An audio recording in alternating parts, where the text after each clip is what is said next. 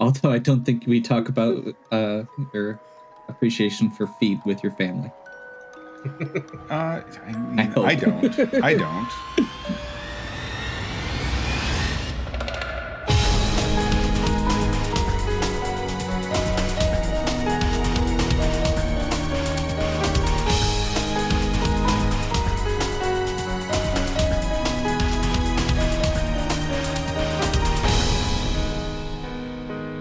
Hello and welcome to episode 126 of Rhythm Encounter, the RPG fan music podcast.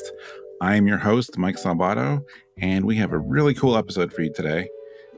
We've actually been trying to record this one for, 6 or 7 weeks, but we finally got it together, and I'm excited to see how this turns out. And I'm also excited to see how many more times I can say excited in this one sentence. It's a terrible intro. Someone take it from me. Hi, Hilary. Hi. Hi. Hilary's here too. We have 4 people. Yes, and let's introduce the rest of our panel. Oh yeah, Lucas is here. I'm excited. Yay! Me too. And Gio is here with us too to round out our panel. I'm also excited. Yeah, all right. Everyone's excited. Enthusiasm levels are Hilary. critical. Podcast of excitement. Okay. So I know we've talked about this in other episodes of how this was coming up, but if you haven't listened, we got to introduce this concept of today's interesting build your own RPG episode. If that's really what we're calling it, but I think it is. I'm so used to calling it this, behind the scenes. I think we'll just stick with it. Yeah. But this was your idea, Hilary. So you want to tell people like what we did here and what this is all about? Sure. I guess you could also say BYO RPG, but then that could also mean bring your own RPG. Well, we are bringing our own RPG music. So That's true. It does work on both levels. So the idea behind this is, if you look at it, most RPG stories, most games have certain types of tracks that fit certain moments, certain places in the game, certain expectations. Maybe even the vast majority of the time they sound a certain way. And so I thought, why not kind of mix and match those components and kind of create our own feel and our own story by choosing whatever song that we want in each particular category. So for example, a map or overworld theme, and just add whatever game, whichever song you think would be appropriate for a map or overworld. Generally, I think we are sticking to, whatever we pick is in that category for the most part. But the idea is to just kind of fit songs from a bunch of different games together to kind of get all of those components together and make our own RPG. Do we have to name the RPG at the end? Is that the idea? Oh, that can be fun. We're going to put all this together and be like, here's what it's called and here's what it's about. I mean, if that's how we want to summarize at the end, we could. Okay. I know in talking about this episode, some of my suggestions for just kind of taking notes and thinking about the songs were, how they fit together, why we think each song fits its category particularly well, and kind of what feel or what in the music inspired us to put it in that spot, made us choose it. Yeah. Okay. Yeah, I think mostly we ended up picking songs that already were in the same category in our original games, but there might be some surprises too. Yeah. Yeah, they felt very, a lot of them felt very quintessential of whatever those categories were to me. I feel like everybody kind of did a good job of finding stuff that when you listen to it is I don't even need to think about what category it is. It's definitely that one. Right. They're exemplary. Right. Yes. Yeah. Cool. I also have quintessential in my notes, but only on one song in particular. Ooh. Although I agree, it works pretty much across the board. Yeah. Although this... Oh, sorry. Go on. Oh, sorry. Yeah. I was going to say, one aspect of the challenge of picking songs I like was that we...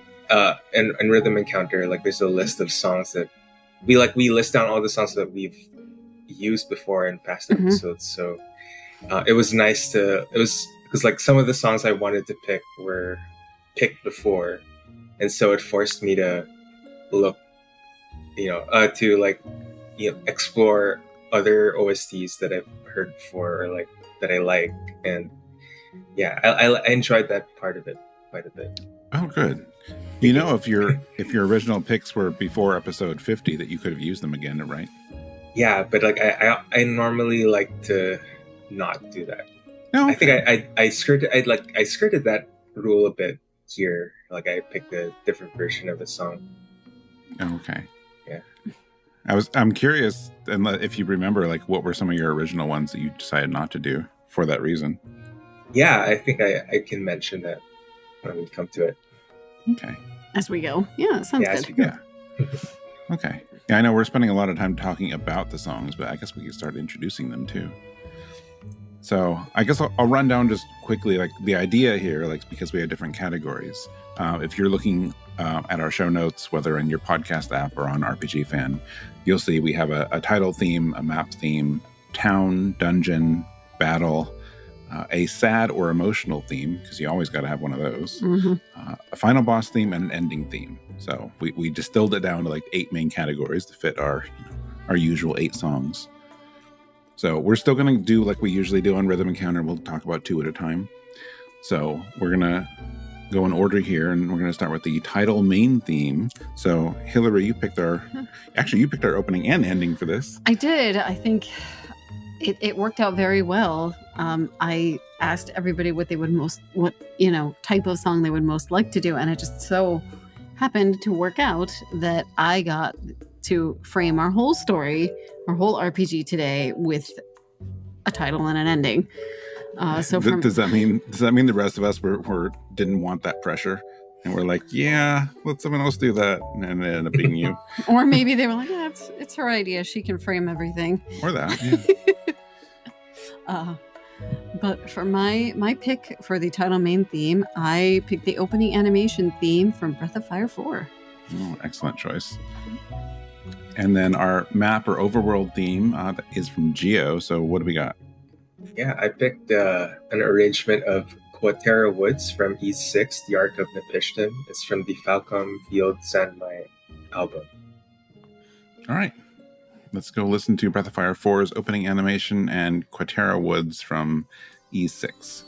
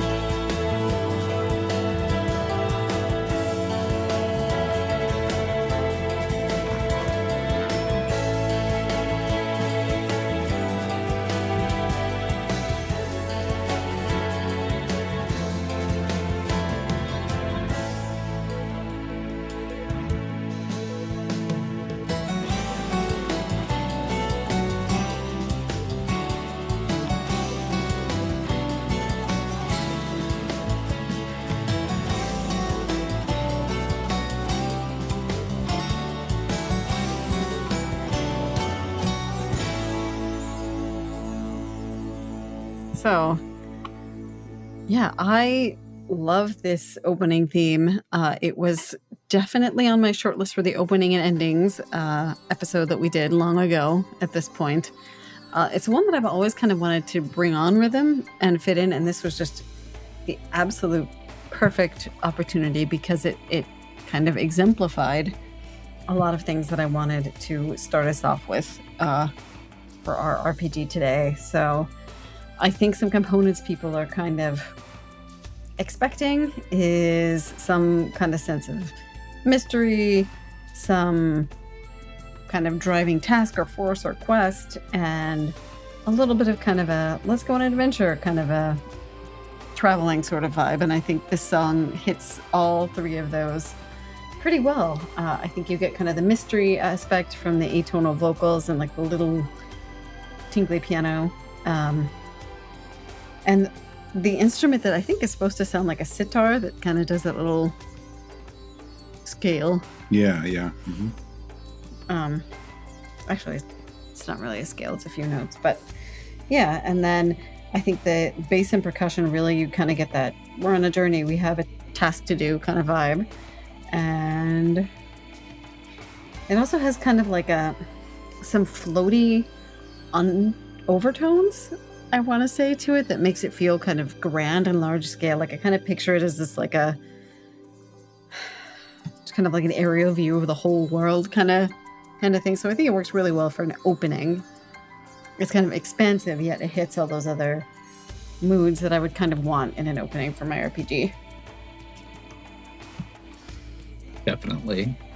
The big thing I had as a note with this was this gives me that very nostalgic feeling being an anime fan from the late 90s, early 2000s. Like, it has that very epic, like, and a lot of them have that same kind of, like, atonal vocal tracks. Definitely give me that vibe of something like a Lodos War or that sort of thing. Oh my gosh, yes. And that's not a bad thing to kind of call on we're starting our RPG. It kind of sets the tone, and I feel like a lot of the other stuff we have works with that very well. Yeah. I mean, also, I really think, like, the first thing I want to mention is I don't think Breath of Fire 4's music gets enough credit. Nope. And I'm including myself in that. Not that I have anything against it. I decided it's my biggest, like, musical blind spot in the series. Because I played 1 through 3, and I love 1 through 3. And I haven't played 5, but I love the music in 5. And just for some reason, like, I somehow keep skipping over 4. I'm like, every time we talk about 4, it has such fantastic music. But this really is, like you both have said, just a fantastic. Oh my God, I said fantastic again. This is just, it's a great style. Like, it's so many games, maybe not as much now, but I definitely think of that era. Like, I think of Wild Arms and like just that cool, like, classic anime style intro. And I guess there is a certain sound that you associate with that. That has this, like, sense of adventure and all that. And I like this one too because it has a sense of adventure, but also I think you said it's like a little mysterious too. Mm-hmm. It's just a neat sound. So yeah, it just suggests that you're in for a very interesting adventure. For me, as someone who hasn't played Breath of Fire 4, I think what came up for me was Suikoden 3. Suikoden 3's opening theme, which uses the same kind of vocals, atonal vocals. And so, like, the vibe I got was that we're in for, like, I couldn't shake the Suikoden mindset out. So the vibe I got was that we're in for, like, a story of, like, political intrigue and, and that kind of mystery, like the machinations of, like, countries and stuff like that. Oh, okay. So maybe we're going to have some competing kingdoms in our RPG. Yeah. And thinking about this one along with the next couple, which I won't, like, spoil too much, but I kind of got a picture of, like, maybe something like that, but also revolving around, like, resources or land or something natural. Oh, right. We're battling over those. Okay. Yeah, because our next two songs are very like nature heavy, Yeah. nature centric. Uh-huh. I was just gonna say, I also think that this was a good starting point. You mentioned the like sitar kind of vibe, Mm-hmm. and I feel like we have a lot of like, instrumental callbacks to that same kind of vibe as that. Even going into the next one, where there's kind of that walking guitar kind of vibe to it that is reminiscent of that same instrumentation. Yeah, it's kind of complementary. Yeah. Well, that's a good segue to your song then, Gio. Yeah, go for it. Yeah, I think I like what Lucas said, because I was actually gonna say something like, yeah, that's kind of the vibe I wanted to evoke. I feel like this version of Quatera was just the original song's really, really nice, by the way. It really gives off that vibe that we're on a journey, not unlike the Breath of Fire games or really any game. And actually, the main reason I chose this song is because it rewards, like the longer it goes, like the grander the song gets. And one of the things I like about playing RPGs is, especially old ones, is like lingering on the overworld, because when you linger on the overworld in, say, like Final Fantasy VII, like the song, grows and develops and expands, like the main theme, and it's really nice. It's one of my favorite things in RPGs, and so this song also kind of does that. And that's not to say nothing about like just the general adventure-y vibes of the song. And it really does fit with the first song, the way the guitar, like the strumming guitar, and like, yeah, it just feels like it was almost composed by the same team or something. So yeah, and I like that. I think if you're going to have some synergy, it's good to have it between your opening and your overworld or field music. Right. Yes. Yeah, I like this a lot. I think it's combining, like our first one, I think it's also combining some different types of influences and different types of instrumentation between the guitar. You also have some other instruments that sound, kind of like old-timey, so you've got a little bit of that, like classic kind of old-time RPG vibe at the same time. And the strings. Yeah. And it also... Oh, go ahead. Oh no, I was just agreeing. The strings are awesome. And again, that's kind of a thing I noticed as a through line for a lot of our choices as we were going. It seemed to kind of tie things together. Yeah, and I think, if I think back through like really memorable overworld themes, strings feature pretty frequently. Yeah. But I kind of... one other thing that I think is absolutely key in like a field or overworld music is, like Gio sort of said, that impression of kind of continuing to travel, reach, go towards your destination, yeah. And I definitely got this from that. And I almost get the sense that this song could kind of be like, almost that you could have like regional variants of it, which I know some RPG soundtracks will take like bits and pieces of the overworld and kind of like put it in different areas or different villages and stuff like that. And I could totally see that being pretty easy to do with this song. Actually, there's a vocal version of this song that kind of does that. Like it's like has like ethnic vibes, like world music vibes, and it could be that alternate version that you're talking about. Oh yeah. Yeah, there you go. You're like in a certain section of the world and it switches to that or something. Mm-hmm. Yeah.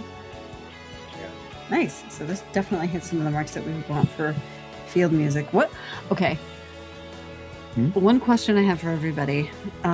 What type of world, like, are we picturing with this song? Because I'm picturing lots and lots of forest. Like, I'm picturing, I know it's probably because of the title, but I'm picturing, like, very, very lush natural world. Maybe one with, like, nature-related magic or, like, nature spirits or something.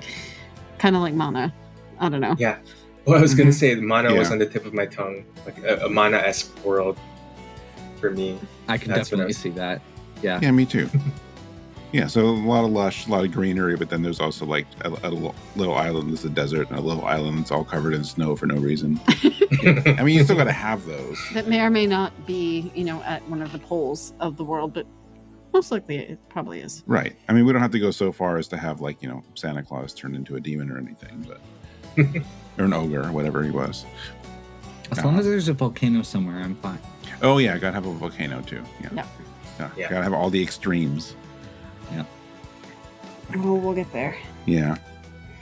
I will also say, when you mentioned the, like, different themes vibe, I was immediately thinking about the next song. Apparently, I do segues now.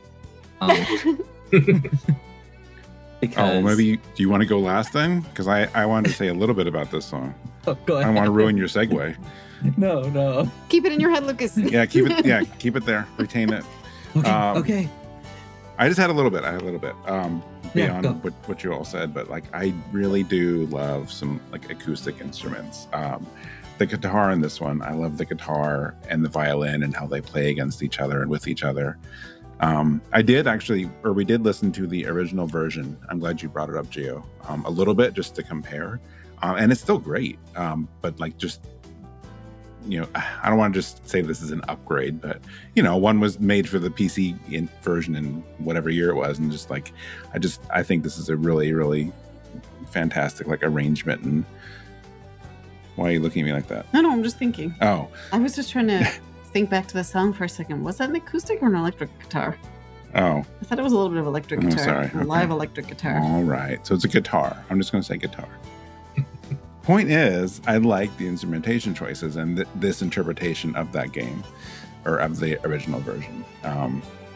It really has that, and this is where I use quintessential, just in case anyone was wondering which song it was. And for me, this was like that quintessential, like venturing out into the wilds kind of feeling. Like there's a lot of RPGs that have a song that is meant to do that, but this is one of those. It really, really captures that in the music. Yeah, I think the word I used was like kind of frontier-like. Like I kind of picture this RPG world as one where, people really have to kind of like forge a way for themselves and, carve out their little spaces where they have villages and exist. And there's a lot of, natural dangers and stuff. Yeah. Yeah, I was thinking pastoral was the word that I had down. It's very like, there's an element of that peaceful, like nature-y vibe to it, but also the drive to keep moving. Yep. Maybe our main characters are shepherds or something. Yeah. There we go. At least at the beginning. Oh my gosh, can they just be like following some magical animal like Greek myth style across the world? Sure. Trying to figure out where to settle or something. Mm-hmm. Okay. What myths are those? I can't. I'm trying to think. I don't know. I was thinking of Io. I think so. Oh geez, I'm forgetting which city it is. But there's one myth where. Oh my gosh. Okay. I want to say, Cadmus is a king, and Harmonia have to follow the like heifer with a half moon pattern until it gets exhausted, and then they sacrifice her to Athena.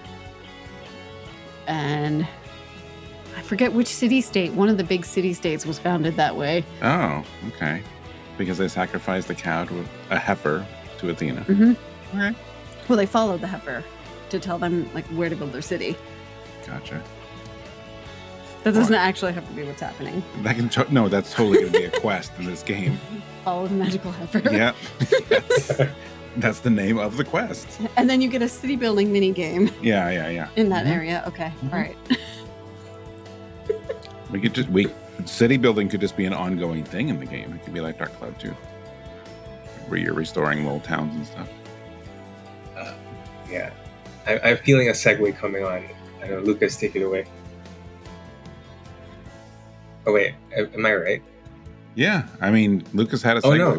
We were late. I did have a segue, but I mean, oh no, it's ruined now, isn't it? oh, I mean, I'm sorry. you know, it still works. It still works. I was just gonna say, we had mentioned the instrumentation, you know, like the variations on the theme that you could use, and I feel like you could give it kind of a beach or island vibe if you went with some like mallet percussion, like some xylophone or something, and it would have a very similar vibe to Mike's. Actraiser. Oh. No. Okay. Not at Yeah. all. Yeah. Nope.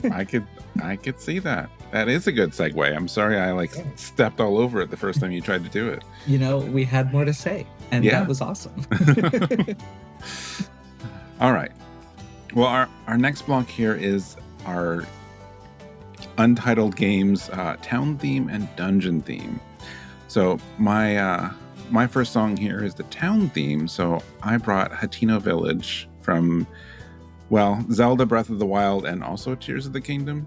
I admit I didn't closely compare the two, but technically this is the Breath of the Wild version, in case there's a difference. And then Lucas, your first song is our dungeon theme today.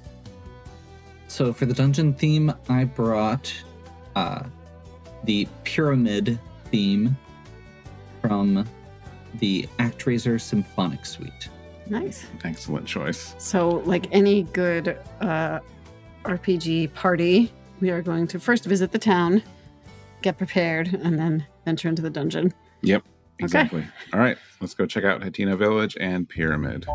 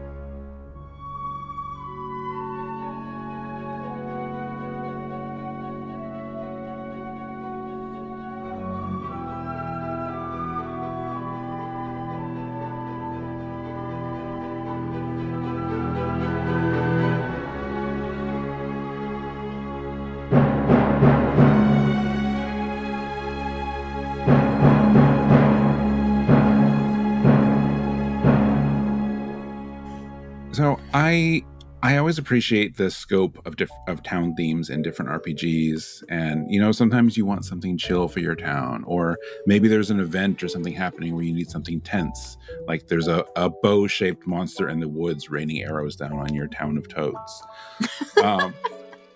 I'm glad we played that recently. Very specific.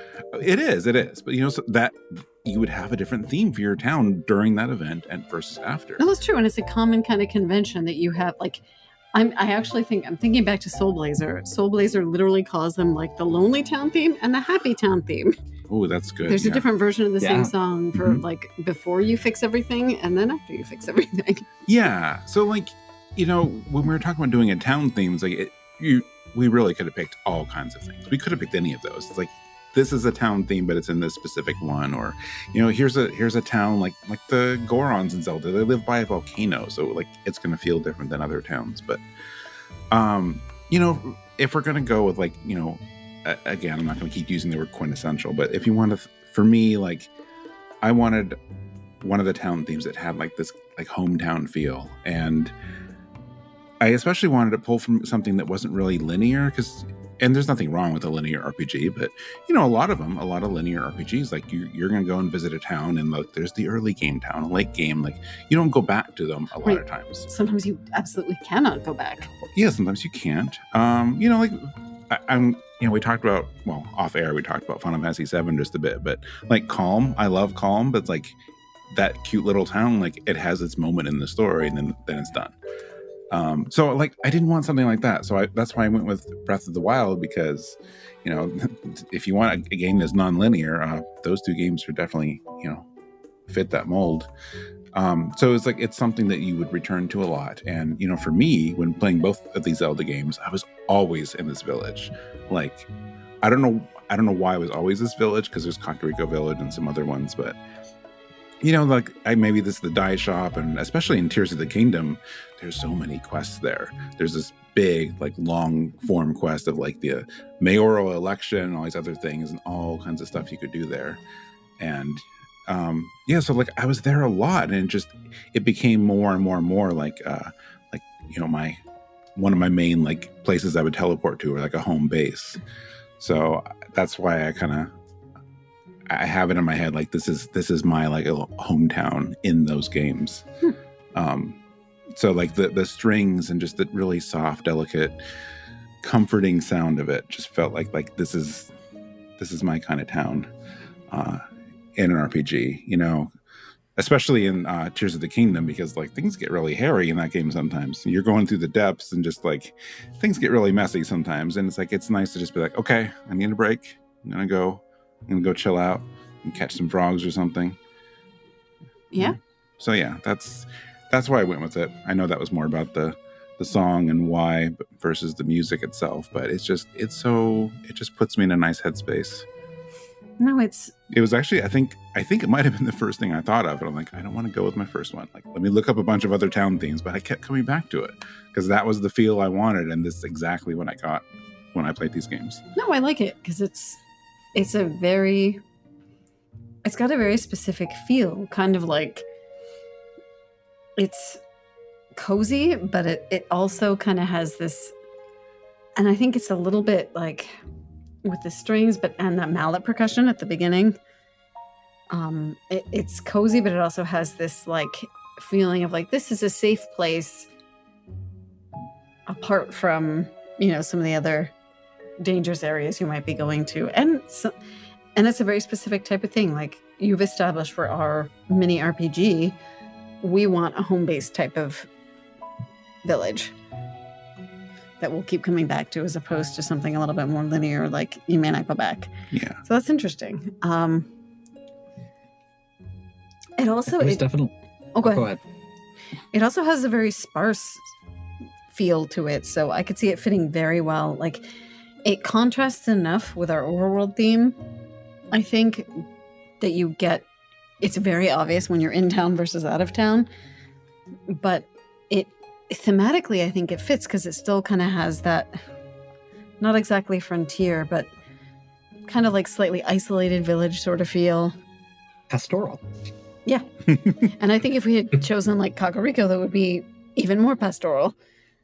That's true. It could be. I don't know. There's something about this one that definitely, it is that kind of like, I like that your comment about how it feels very like sparse, and I hadn't thought about that at the time, but you can definitely get that vibe from it. And I could even see, like, we had talked about like different versions of stuff, or even with the town having different versions of stuff. And if we were talking about like town building aspects, this is a song that I could see different variations, or adding more instrumentation to, or changing the instrumentation later to kind of like make it feel more busier or more full. Yeah. Mm-hmm. Yeah, I mean, don't get me started too much on the sparseness, because I thought about it playing Breath of the Wild, and then playing Tears of the Kingdom, I thought about it again. Like, part of me wants to just do an episode about those two games and anything else that has that kind of feel, because like the sparseness and the way those games use music, I think is really interesting. Souls games. Yeah. It's just like the same thing. Right. Maybe you could even be on it. Yeah, I'd have to rack my brain, because like, other than Souls games and this, what else is there? I'm sure there's plenty. I mean, I can't think of them right now on the spot. Maybe we'll get Zach on, since Zach's played like almost every Souls game in the last like 2 months. I'm sure it's all fresh in his head. Yeah, these first three, they fit together so well. I'm liking it so far. So we've got. Go ahead. Yeah, I have nothing to add except I just fell in love with this theme more listening to it for this episode. Aw. Like it just fits so well. It's so, we need that coziness, I think, in our RPG. Like that's what I want. So this is it. This is the choice. Well, if I can do anything, I can bring in cozy music, huh? I feel like I just listen to more and more of that these days. Me too. Hey, life is hard. We need that cozy feeling. We do. We can get it. You gotta have that anchor. Yeah. Anyway, here's the dungeon theme. Speaking of things being difficult.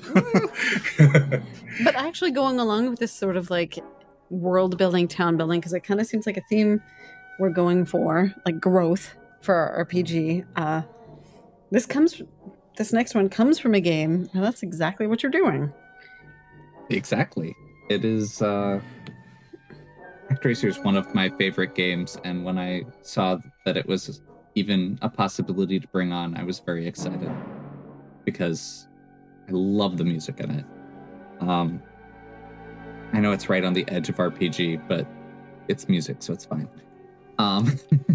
And I was trying to think of, because Actraiser is the like ultimate of town dungeon, because you literally are fighting or going through the dungeon to like create or rebuild the town, and then eventually to save the people in that town. And Pyramid was the one that felt the most dungeony to me.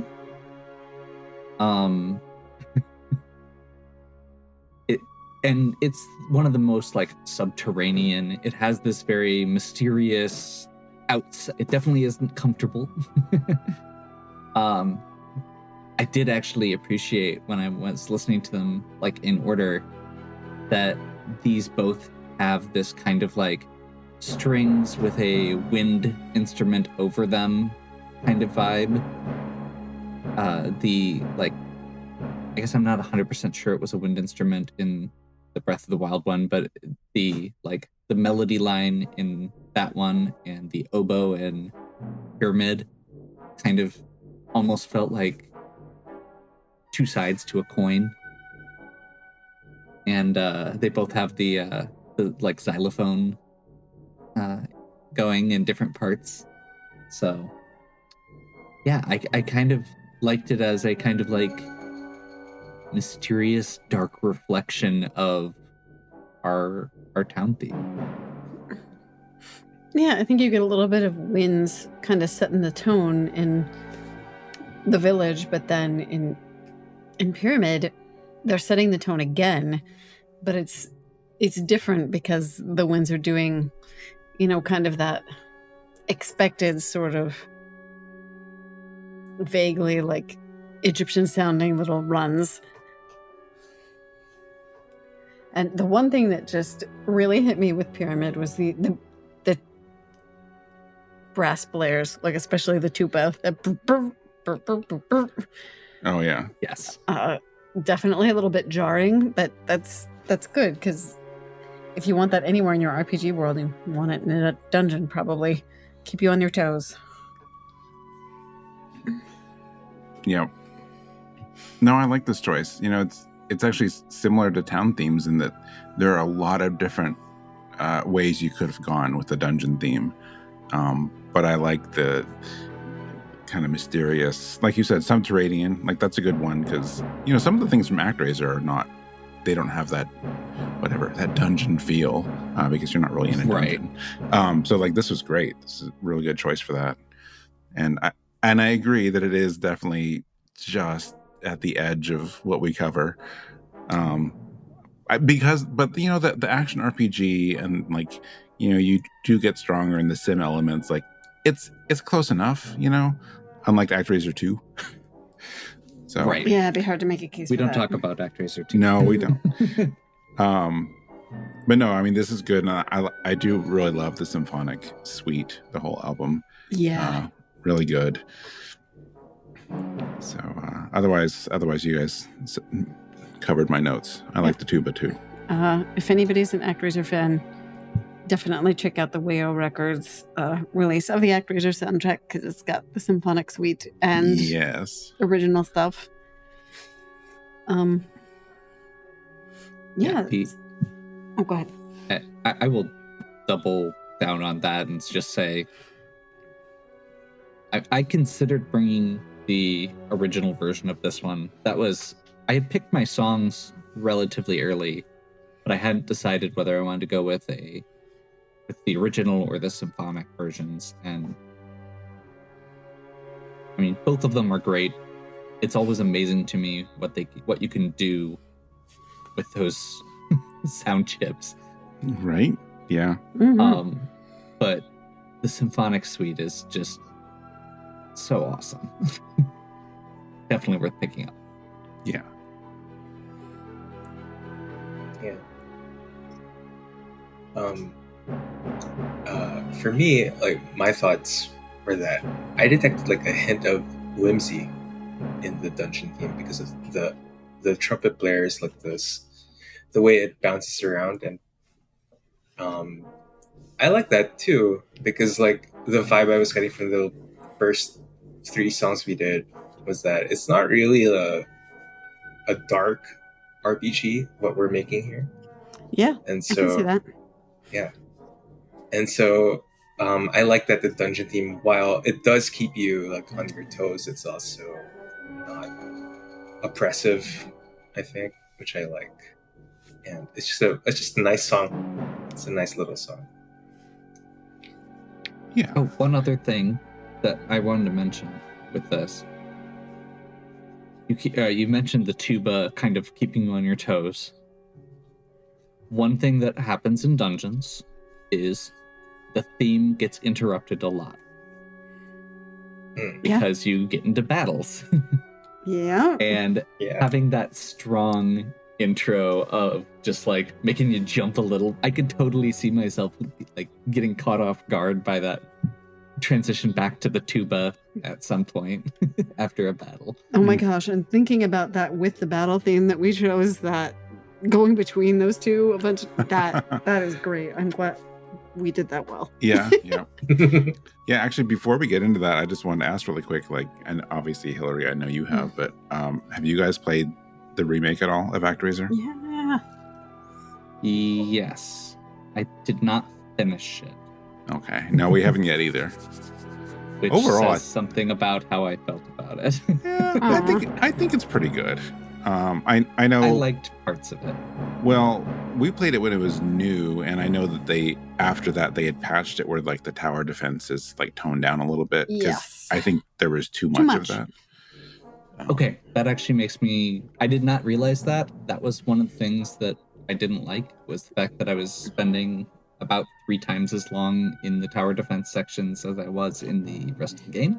Right. Yeah, and I don't... So I always wonder if that's how a lot of people experienced it, or just like, you know, because we've played the original a lot, so I'm like, are we going too fast? Like, are we too efficient? We're like, okay, we know to do this and do this. Like, I wonder if we were like triggering too many like sequences. We're like, okay, well, you unlock the next defense thing.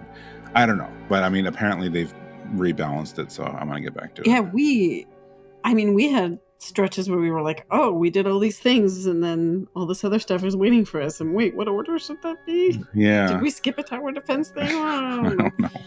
So yeah, I mean, I want to get back to it, and if they did fix that, then maybe you would like it more too. Yeah. Otherwise, I think it's a pretty solid remake. I will definitely have to give it another shot. Yeah. Yeah. All right. Did you have anything else you wanted to add about our dungeon? No, I was actually just gonna kind of piggyback on something Lucas said about how it's really amazing what you could do with like the sound chips of games and consoles back then. Yeah. Because that's one of my main takeaways for this next song. Yeah. Okay, so then I'm going to ask a question to kind of guide us so far. Okay.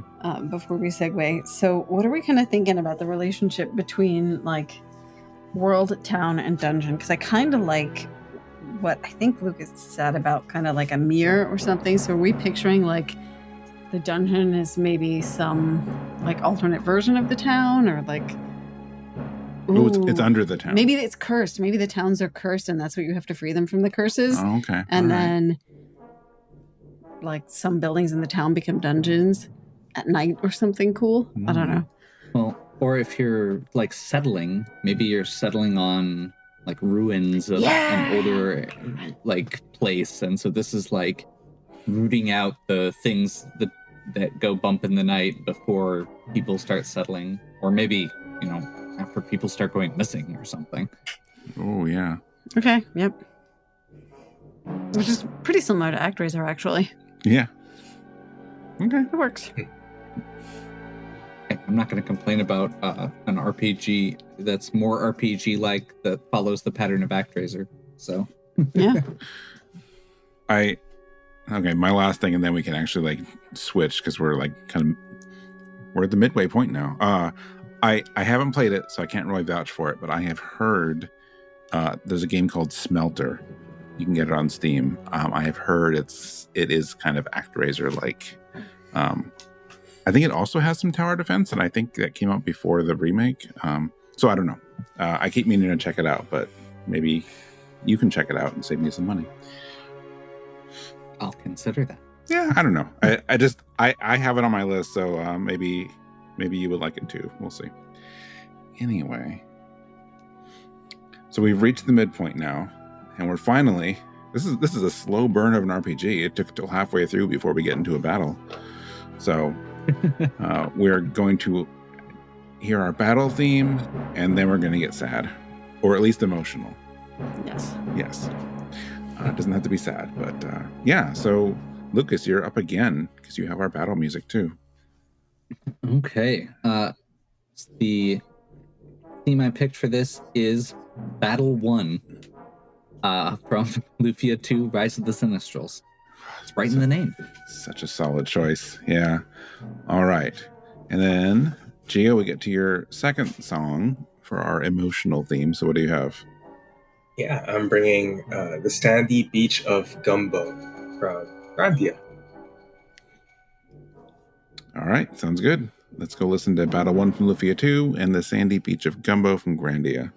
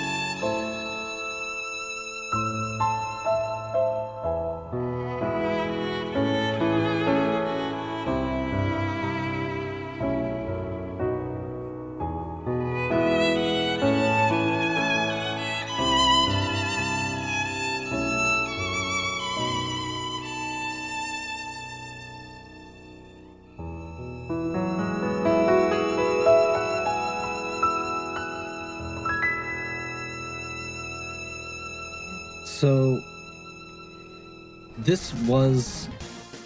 song was part of the reason that I signed up for this episode. Yay!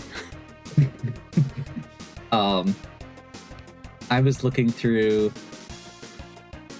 the long list of songs, and realized that one of my favorites, Lufia 2, was not represented whatsoever, and I needed to correct that, and went looking for every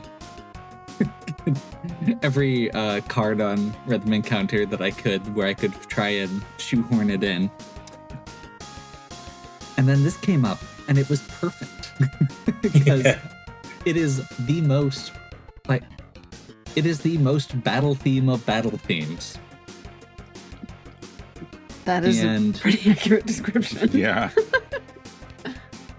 And like we were saying before, it's amazing what they got out of.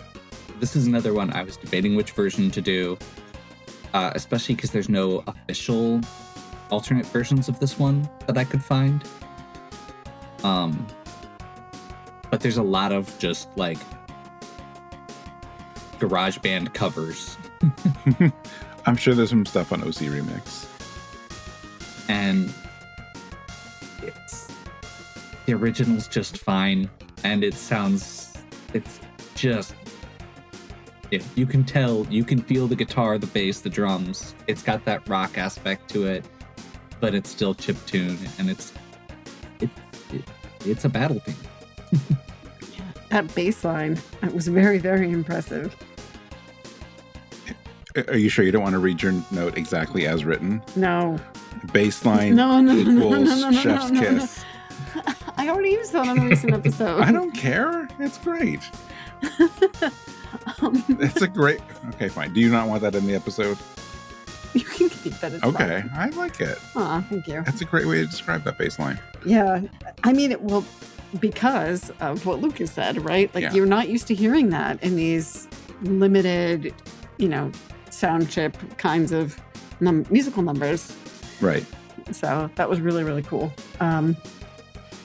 I also had an idea, since our dungeon theme and our battle theme, I know I talked about how, we sort of talked about how the two are very closely tied, right? Because dungeons are interrupted by battles.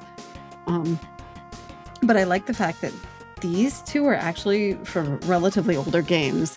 So I just get this idea of maybe in our musical score for our RPG, the ruins or the curse or whatever that's threatening the town that you have to build up is represented by, earlier forms of video game music. Oh, okay. Clever. Okay. Little maybe some nostalgic nods in the dungeons and such. Yeah, exactly. Yeah. I know, Lufia 2 is one of those older games that I really need to check off my list. I feel like I've played it in part through osmosis because my brother would play it all the time when we were younger. And there was a couple games. There was a lot of games that I played and some we played together. And then there was Earthbound and Lufia 2 just ended up being his games. So I've seen so much of them, but just never played either of those myself, except more recently with Earthbound. But oh my gosh, it has such good music. I feel like some of the battle music in Lufia is really only rivaled by a few other RPGs of the time. Not to credit just the battle music, but like the battle music is fantastic. You know, and at the time, like just to compare to like something big and obvious, like Final Fantasy, like, you know, Final Fantasy has gotten more into rock music over time, like especially since like Final Fantasy X.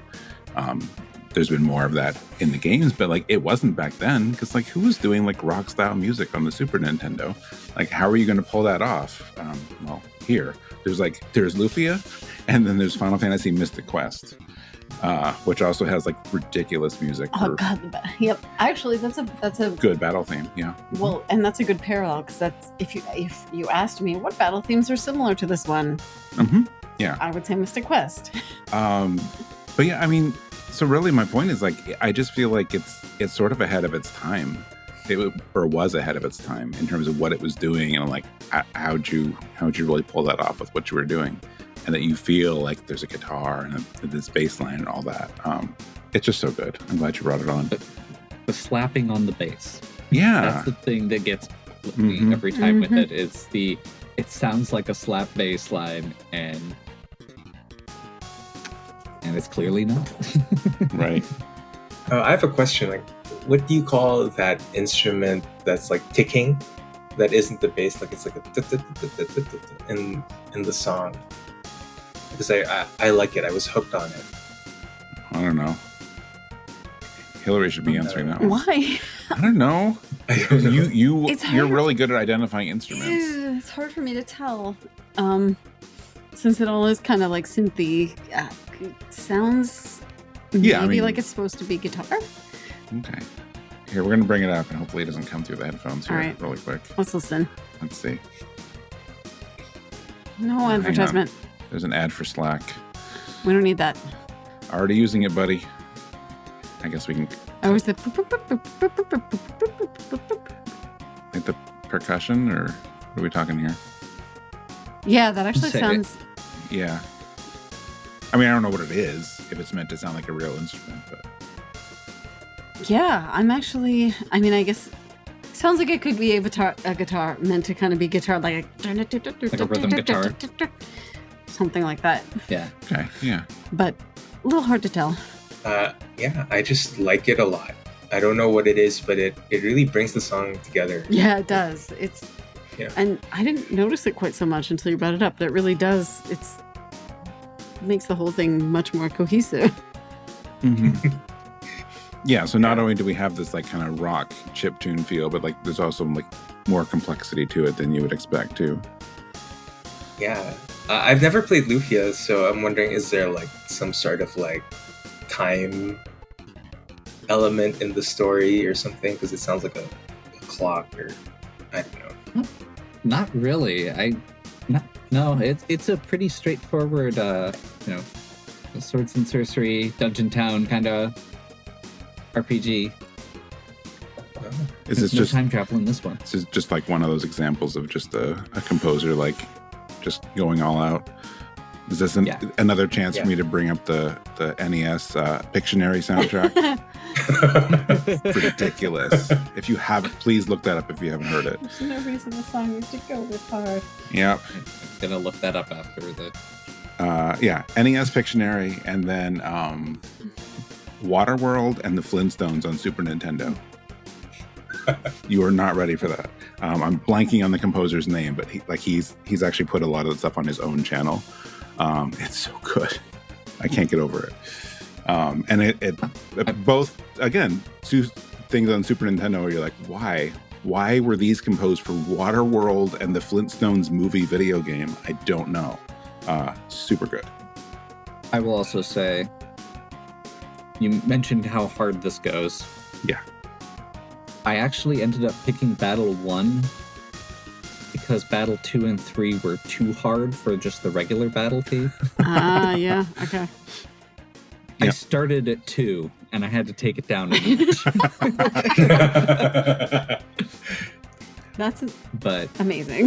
If you have not listened to those, okay. Those are the boss theme and the like big boss theme. Yeah. And they are both even more over the top than this one is, and very much in the same vein.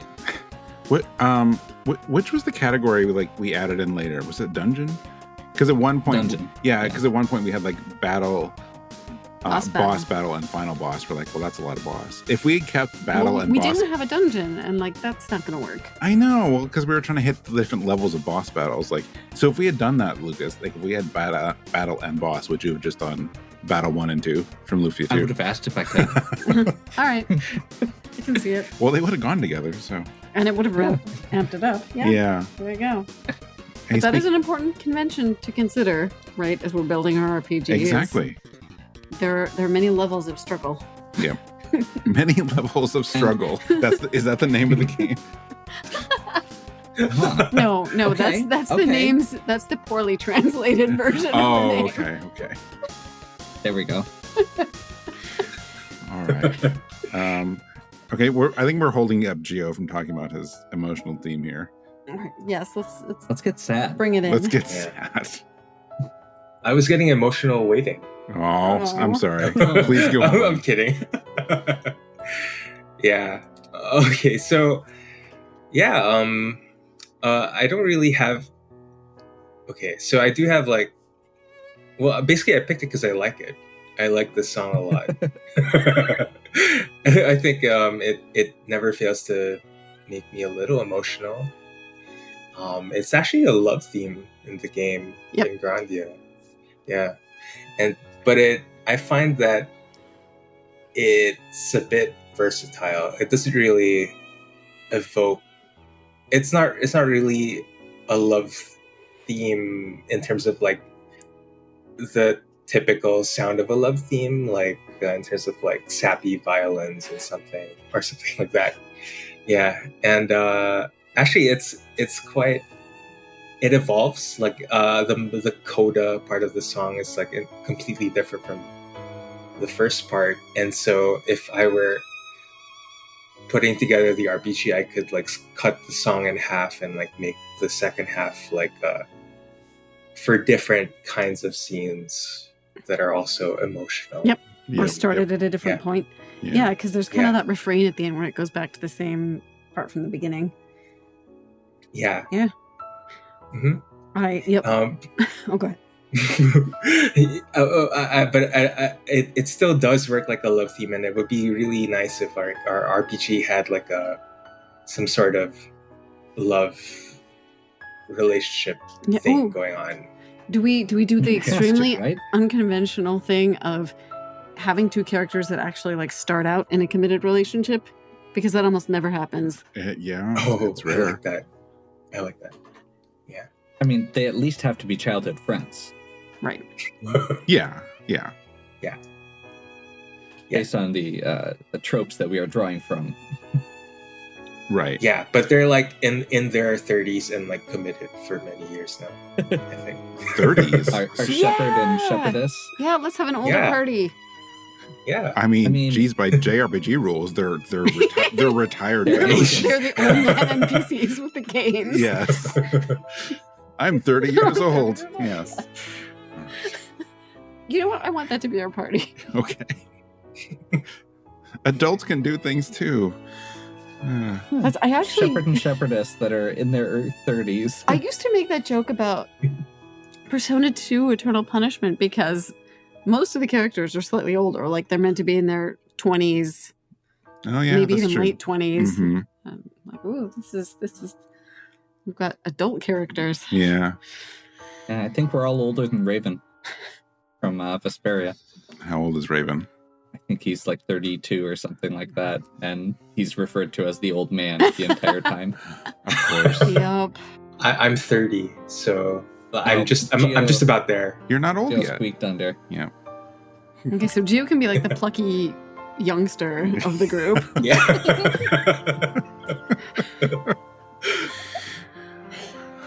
I think Mike and Hilary work well as like the main protagonists here. Yeah. Oh no. Wait, we're what? The main We're now the protagonist. shepherd and shepherdess. Okay. Yeah. Shepherd okay. and shepherdess. Yeah, I could take care of animals Yeah, pretty much. as Matoya leaps Yeah, out we have a behind us. bunny. Hey, can I herd you? Is your... Oh, there you go. Your spirit quest is following a bunny. Okay. Yep, that is the magical animal that we're following. Okay. Hold on. If we're following a white rabbit, then this can get really weird. If we start evoking the Matrix. True. Maybe we need to roll that one back. Yeah. All right. We're getting off topic here. Yes. Hey, I like this song. Yeah. Those strings really tug at my heartstrings. I'm sorry and not sorry for that one. I just really had to get it out of my system, okay? But like the first section, the first like 3 minutes of the song, like really capture that feeling of. I'm glad you pointed out that it's a love theme because it's interesting because, like you said, it's not a typical one. It's not. I couldn't tell what it was because I haven't played enough of Grandia, but it's like I didn't think it was just straight up sad theme because it has like this feeling of like fondness and almost somber, like it could be somber, but not quite sad. But I like it. Like I like that all these different emotions like come through in the music, and I like it when they can all come through together, and you can get these different emotions and feelings, and they all coexist together, which is just got to be difficult. Like obviously I don't compose music, but a lot of composers, I'm sure, is like, especially for something like this, your goal is like, well, I want someone to feel a certain way. But so to get like an emotional response out of someone, I mean, it's got to be tricky to do, but to have it work on multiple levels really impresses me. I know we talked a lot about like songs that exemplify a certain type of thing. And this song is really interesting in that respect because I think like it is very representative of an emotional song, but I think it represents overall emotional intensity rather than, a certain emotion. So, because I could see it being used. Yeah, I mean, it is used in a kind of romantic moment in Grandia, but there's like a lot of other stuff going on too, and that's kind of part of the somberness with it. One other thing I said about it is I could totally see it. I'm kind of picturing like a Ghibli-style sweeping vista, so we could have some, deep thoughts, deep emotions about what's happening in the world at large, to kind of go back to our like Suikoden style thing. If we have some, like a grass harp thing. Yeah. Yeah. A little Ramsa Delita moment. Yep. All of the songs that we picked so far wouldn't be out of place in like a Ghibli movie. Hateno Village, even Pyramid has that whimsy that I feel like would work. I'm thinking of like, there is some moment. Is it with the soot balls? There is some moment in Spirited Away where the music gets really bouncy, kind of like in Pyramid, and I can't quite remember where it is. Yeah. Like in the furnace room with the soot balls. I could totally see that. It's either got to be the soot balls or like somewhere in the bathhouse with all the, kind of goofy bathhouse spirits. Somewhere like that. Yeah. Anyway, no, this is a great encompassing emotional theme. And it matches musically, right? We talked about the strings as kind of like a through line. I think that's true here. We got some really nice piano as well. Yep. Yeah, the strings carrying through especially from, I think it's the town theme and a little bit from the Overworld theme, definitely. Yeah. All right. Well, we're going to do a real 180 then, musically on this next one. So our last block here is our final boss theme and our ending theme.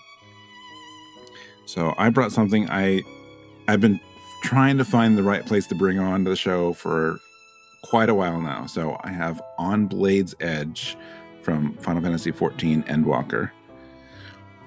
Not a final boss theme, but I have reasons for deciding that it is in our game.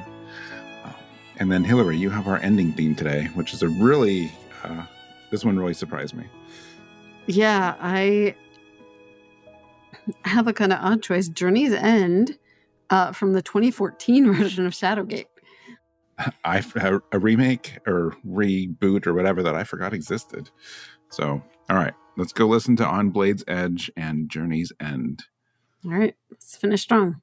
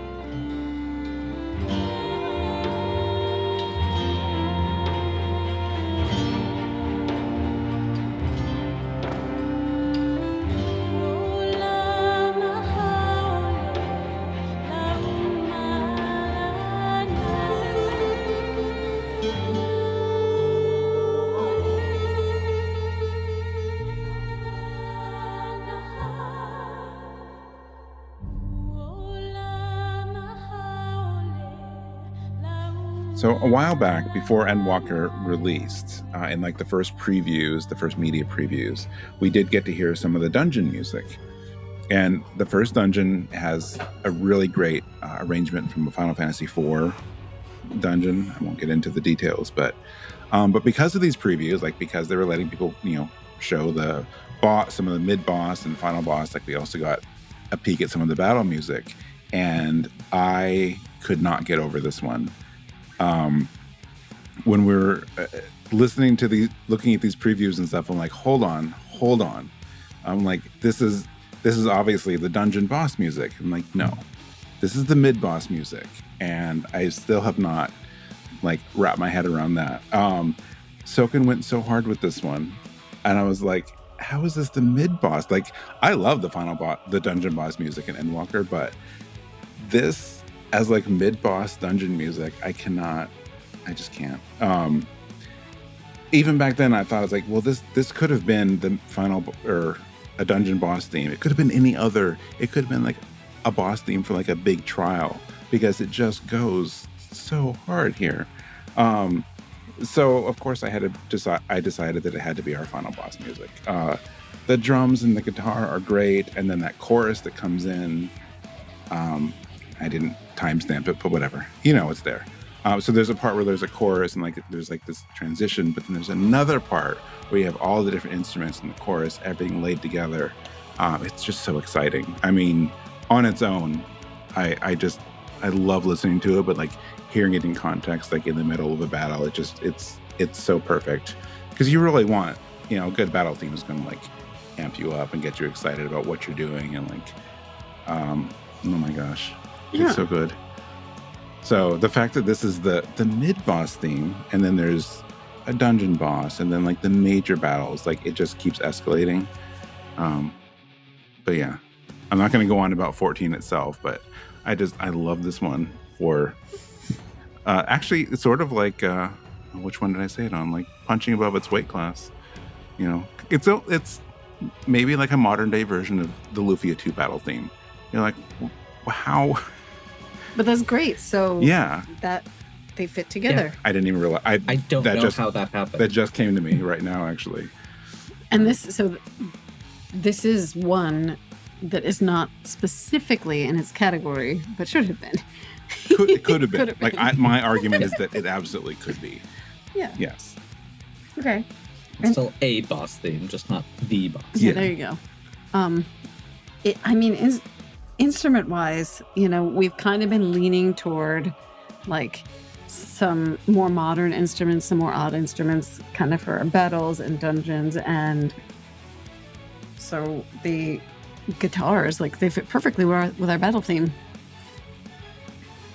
Yeah, it's a natural evolution from Battle 1, or it's a drastic one, but it makes sense.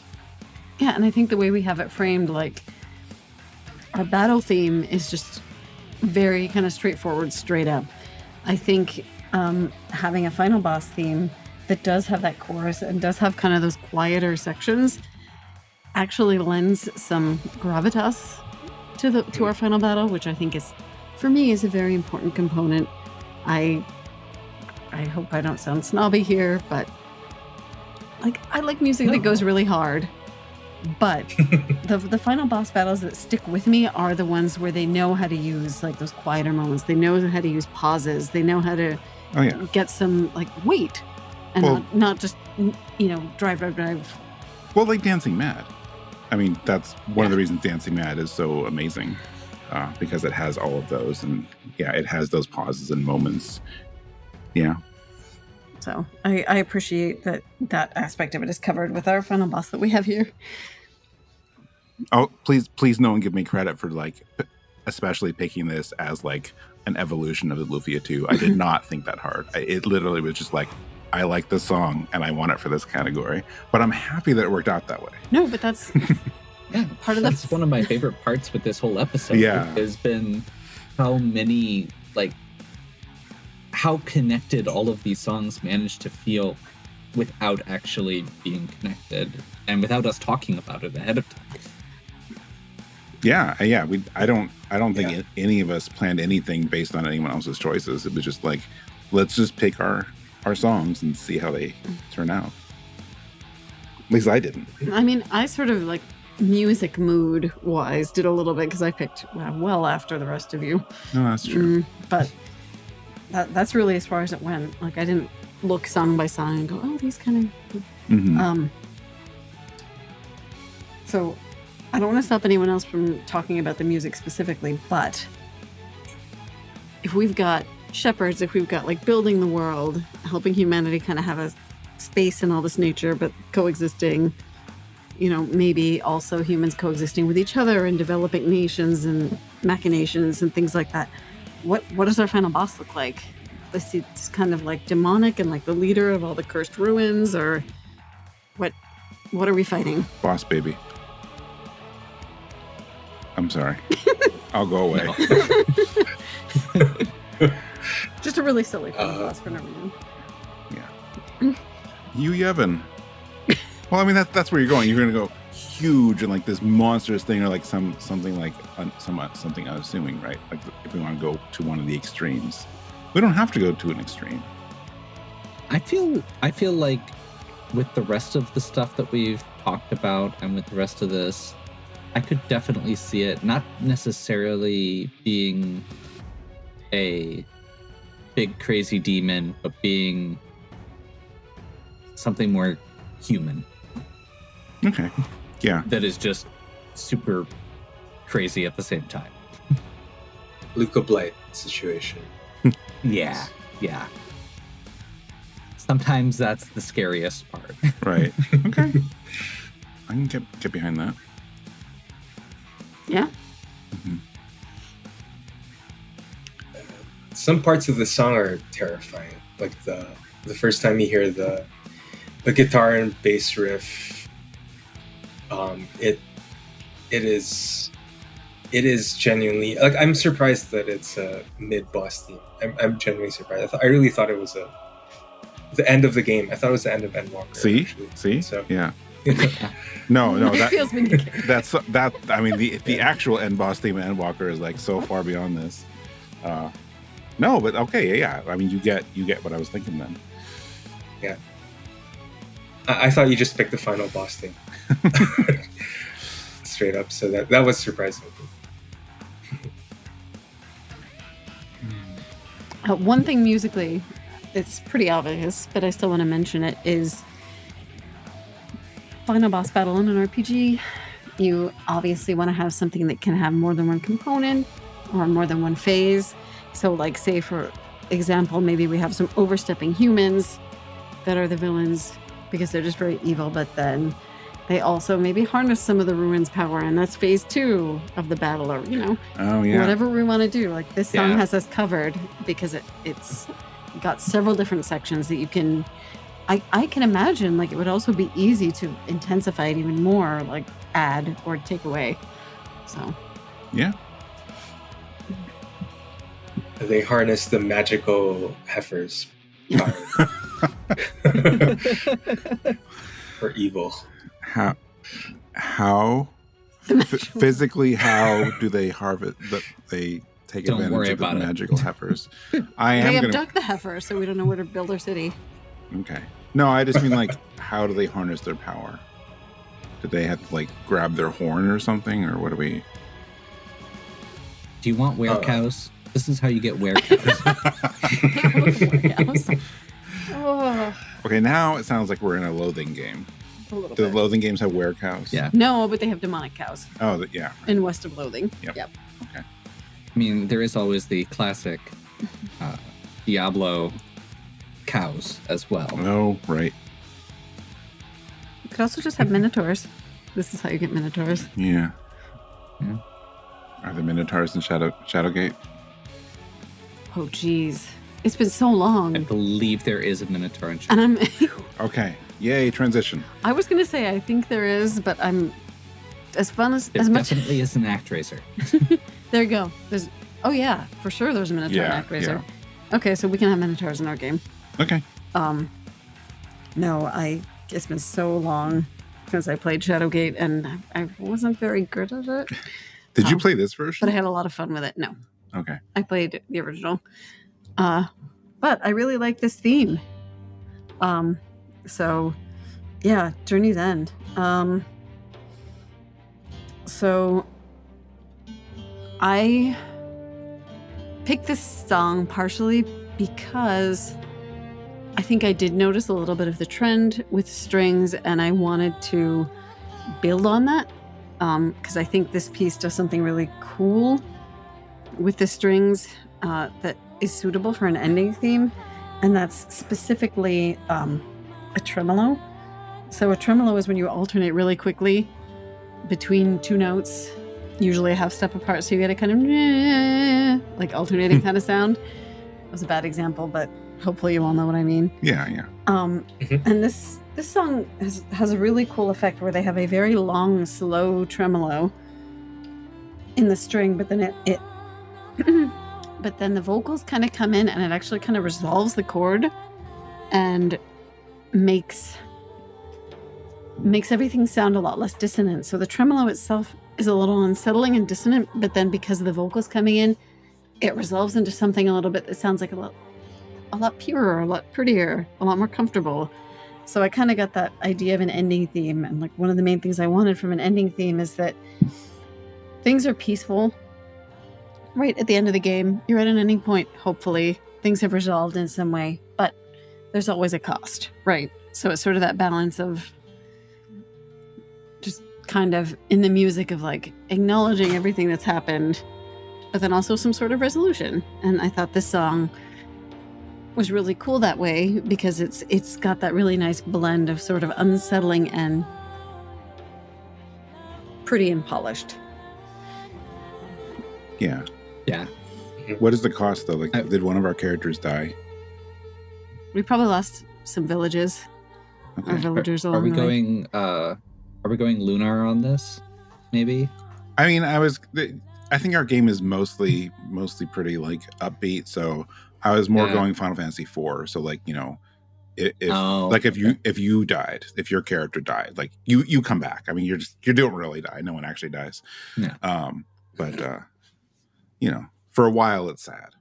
I did want to say I love you mentioned the tremolo and the dissonance that causes, and we were talking about that kind of atonal dissonance in the main theme in the vocals. Yep.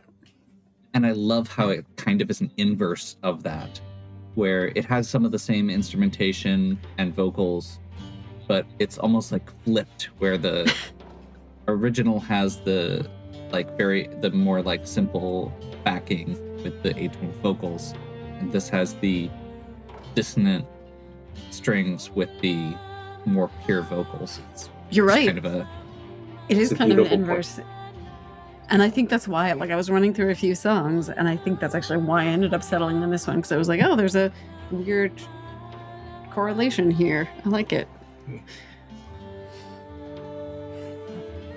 Yeah, I mean, I love that observation. yeah, Mhm. it's great. Thank you for putting it so well. I forgot that this game even got this version in remake, reboot, whatever, in 2014. I didn't even know like what is like one of those things where I'm like, did I forget because like people didn't like it, or like what was the reception? But I looked it up on Steam, and like the reception, it's like very positive rating. So like I guess people liked it. I'm gonna actually have to try it. Yeah, I mean it looks good. But I certainly didn't know that the ending featured Jillian Aversa. Oh yes, another reason why this song in particular was on my radar is because I really like her vocals. I love her. She's so great. I just think she elevates anything that she's in, and she's especially good at this kind of like ethereal sound and like in her singing. And I think it pairs so well with the rest of the music in this one. And I don't think this, I mean, we listened a little bit to like the original, like I know parts of this soundtrack are like interpretations of the original game from 1987. I think this one's all new from what I could tell. Yeah, this one does not version. sound like the original ending music, No, as far as I can tell. but like, you know, a bigger picture, just a comment on the soundtrack. I like that they did that at all. Mhm. I'd want to go listen to some other ones and compare, but yeah, but no, this has that, just this really nice like ending feeling. It's a good ending track. there's a lot you could choose, and I'm glad you picked a good one, because if I had to do ending, like I wouldn't necessarily do like a Final Fantasy, but like some of those are the first ones I think of, but they're just too darn long. Final Fantasy like 6 and 8 are some of my favorite endings, and those are very long. Yeah, they're so long. I know, like we talk about doing ending themes and stuff on Rhythm Encounter. I'm like, well, we'd have to cut them, but like you wouldn't get the effect. Maybe it would just be like a 2-track episode. So this is good. Like this has a really great like feeling of resolution, but it doesn't have to be like an epic length. And you introduced me to something that I didn't even know existed. And although that's really the case for a few of these. Like I didn't know about the Falcom Field Zanmai album, or I had listened to it, so that was great. We got through the whole Grand 8 thing, and I forgot to mention what I was going to talk about. Oh well. I don't know why. I'm just going to say it really quick, but there was some reason I was looking up Gumby a couple months ago. Oh my God. I do need to point out the sandy beach of Gumbo, that Gumby's father's name is Gumbo. Dang it. I saw you looking it up. That's why I was looking it up. I was like, isn't Gumby's dad named Gumbo for some reason? Can you imagine, by the way, if your parents are Gumbo and Gumba? You're like, let's name our kid Gumby. I'm like, I hate you guys. Anyway, that's neither here nor there. But I didn't get to mention Gumby earlier, so I'm mentioning it now. Let's very happy for you. Thank you. Let's also just talk about how on the nose, like a beach village named Gumbo. Yeah, is. right. Yeah, that too. Yeah. Anyway, well, I'm happy with how our RPG turned out. I know we kept all of us, I think, individually kept having these moments as we went, and like, wow, like this worked with that, and like talking about it, and like everything really did come together well. When we were conceptualizing this, I kept thinking, like, what are we gonna do? Like, we're all gonna pick different music, and it's like some things maybe won't fit, and we're gonna have to come up with some reason. Like, well, this goes with this one because of this, and we didn't really have to do that. I think it would have been an interesting challenge. Well, we found reasons. We did, but like we didn't need to go as far as I thought we might need to for some tracks. So we didn't pick things that were a stretch. No, I mean, everything had the right feel. It was a lot of fun to do. Yeah, I wonder if we did this again, would it be as cohesive as before? It was this like lightning in a bottle. That would be so much fun to see. Well, I don't know if you looked at our ideas board, but a couple weeks ago I had the thought of doing another version of this down the road, and calling it like hard mode or something, where we would do the same thing. Like we'd have the same 8 categories, but you have to pick a song that is not in that category. From a different category. Like your town theme can't have been an actual town theme. You'd pick something, anything else except the town theme for the town theme. I really want to do that. Okay, that sounds really fun. Yeah. I'm down. Okay. Yeah, I'm down too. I mean, it doesn't have to be, well, actually, maybe it probably should be the same 4 of us and see how we do. Stuck. Whatever. I mean, you guys can put your names on the card if you want to. I'm up for a challenge. I really like the idea. I have no idea of what I would do for it or which categories I would do. But... Well, you're the only one of us who's done it, really. Already, because you're the one that picked something that was not exactly in the category. Yeah, but it was still a boss theme. Yeah, but like, fair. Think about that though, like a final boss theme or something like that is not a boss or battle theme. Like finding something like a town theme, or I bet you could probably do like a field theme from like maybe an Ease game or something that could work as a boss theme. I don't know. I like the idea. Yeah. Definitely. That's definitely going to be a fun exercise. Okay. All right. Well, maybe it won't be a someday thing. Maybe it can be a later this year kind of thing. But yeah, I mean, how do you guys feel? Like, you think that this worked out okay? Yeah. Yes, absolutely. Cool. Any final thoughts about our game? I'm really sorry that we lost our unnamed character along the way, but I'm glad that their sacrifice was worth it. And that they were able to probably come back somehow. Yeah. Well, the heifers appreciate it. only if you get the good ending. Right. There you go. Yeah, the good ending where Athena brings him back to life. Yay! There we go. There we go. All right. Because this was kind of a weird format, we're actually not doing a bonus track today, unless someone somehow had one. Not to put anyone on the spot, but my thought was to not do one just because what are you going to do after the ending theme? But that's okay. That's fair. I had a lot of fun with this one. So let's do our ending stuff here. We had 2 games that made their debut on Rhythm Encounter, and that was, unsurprisingly, Shadowgate 2014 and Actraiser. Somehow, so many of us like Actraiser. Renaissance, the remake, was on episode 77, but we somehow never featured something from the original game. From the Symphonic Suite. Until now. That's surprising that Symphonic Suite hasn't been on here yet. I know. Well, obviously we got to step up our game here. Mm-hmm. So, yeah, we hope you enjoyed this episode. I definitely did. Coming next on Rhythm Encounter is our Music of the Year episode for 2023. And then we're doing a compilation of Final Fantasy VII. So basically anything in the Final Fantasy VII series is fair game for that. So I think that'll be fun. It's actually coming out at just the right time to go along with Final Fantasy VII Rebirth. So look forward to those. If you have thoughts on this, if you want to build your own RPG musically, give us some feedback. You can email us at music@rpgfan.com, which is also the best way to reach me personally for this show. What is the best way for people to reach you, Hilary? Email is the most direct way, and that's hilary@rpgfan.com. Cool. How about you, Gio? You can find me on Discord, on the RPG Fan Discord. I go by Gio there. Or you can email me at gio@rpgfan.com. Cool. How about you, Lucas? You can find me on pretty much all of the social media places at Raefgal, RAEFGALL. And on YouTube, I put up a Let's Play every day. You're still playing that Pokemon game, aren't you? I'm still playing that Pokemon game. How many hours now? 200 and it's something like 250. Holy cow. You've almost hit my Tears of the Kingdom time. It's been a lot. I've been playing it since May, so it's a lot. Yeah, that's impressive. All right. If you enjoyed Rhythm Encounter, be sure to also check out RPG Fan's other podcasts, Random Encounter and Retro Encounter. As of this going up, Random Encounter just did an episode with 2 of our recent reviews on the site. And boy, you couldn't get more different than these 2, Slay the Princess and Planet Laika. Oh my gosh. Yeah.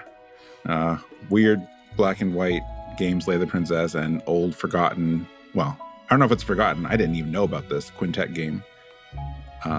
What? It was a key part of Quintet Encounter back in the day.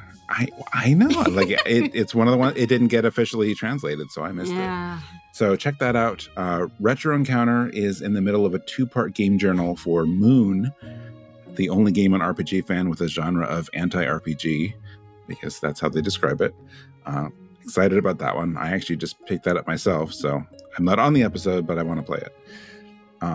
And actually, later this week, after this episode goes up, Retro Encounter is posting episode 400, which is a major milestone, and we're Congrats. very, very happy about that.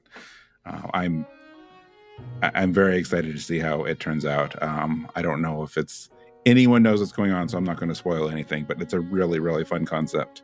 So it was a lot of fun. We just recorded it today. Oh, that was the other one you did today. Okay. I can't wait. Yeah. It's such a great concept. But Solosi's always good at that. When there's like an anniversary episode or something, he's like, I want to do something interesting. Quiz shows and other like special things. Like he has such great ideas. Oh, the quiz shows. Yeah, this was a lot of fun, and it was a lot of fun to hear. If you have listened to Retro Encounter for a long time, it is fun because you'll get to hear from a lot of people that have been on episodes in the past that aren't on episodes now. Yeah, Cool. From what I understand, it involves contributions from a lot of RPG fan people. Yeah, but let's not say too much. Nope. I don't want to get in trouble. But yeah, so check out Random Encounter and Retro Encounter. Be sure to check us out on social media. We're on most platforms as RPG Fan.com. So Facebook, Twitter, Instagram, Twitch.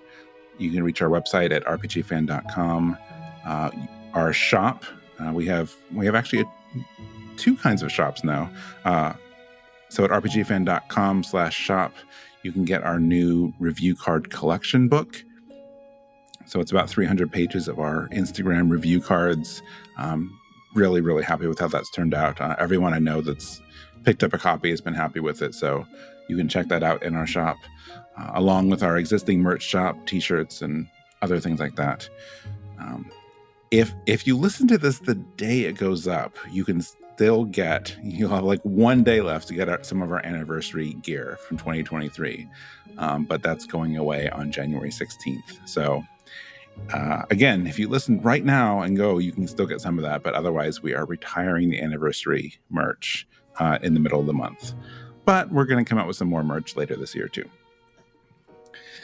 So finally, if you enjoyed us, listen to us and review us on Apple Podcasts, subscribe. I guess I need to take Google Podcasts out of this because Google is killing off podcasts. But you can listen to us on YouTube now. So you can check us out there too. All right. Well, that's it. We're not doing bonus track, so I'm ending on YouTube. That's a weird way of ending. But yeah, that's it. Oh, I'm really petering out here. Let's get to work developing our RPG. Okay. All right. Are we using an RPG Maker or what are we doing? That's a good question. This sounds very labor intensive. Well, I'd rather use RPG Maker than just like build our own engine from the ground up. Well, yes. We'll never get it done. I mean, I'm sure we all have plenty of free time to work on our RPG. Yeah, don't worry about we'll it. get all the licensing for these games. Yeah. Let's do it. It should be easy. We'll release it this summer. Sounds good. Yep. No crunch. All right. Well, thanks everyone. This was a lot of fun. Thanks everyone for listening, and thank all of you for being here as well. Thank you. So we'll see you next time. Hope everyone enjoyed this format. Hope it was a little something different. Yep. All right. Bye, everyone. Bye. Bye. Bye. Yeah. So hopefully that does it. If you can still hear my breathing, I'd be happy to adjust things. Yeah, if you could just stop breathing. Yeah. No. I mean, it's hard to tell. That's one of those things. It's like it's.